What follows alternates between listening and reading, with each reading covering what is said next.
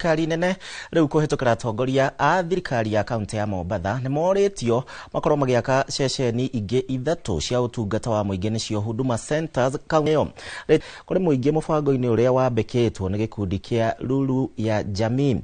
Murugamiriri ucio arauga ati ni gukoretwo na muhatikano munene muingi hingo iria uretha utungata. Mubango uyu wa kuheana utungata kuri muingi wa Tundo wambikitwo na unyitaniri na mumemerekia Lulu Hassan.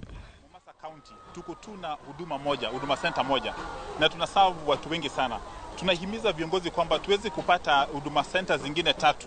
Moja upande wa Likoni, ingine upande wa Changamwe na Jomvu moja, na ingine upande wa Kisauni. Tukipata 3 other Huduma Centers, wananchi wataweza kufaidika sana. Ndio wasitembee, hiyo fare ya kukuja Huduma Center imetosha kugharamia services ingine. Kwa kweli mwenye amepanga hii mpango wa kuwa tuletewe hizi vitu hapa ametusaidia sana, kwa sababu kama mimi hasa kivyangu, kwa sababu ya kuwa mimi ni mtu ambaye na kazi nyingi za jua kali, huwa hata time ya kwenda kutafuta hizi vitu huwa naona ngumu.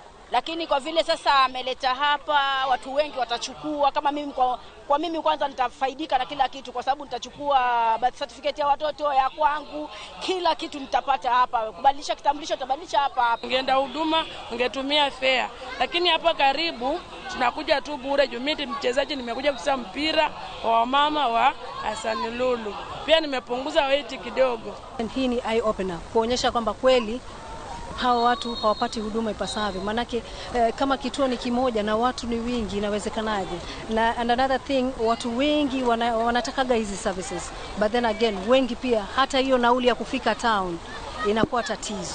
So kama alivyosema, ile nauli ambayo ingekupeleka town ndio ingekufanya pia ukafanya nini, ukapata hizi huduma.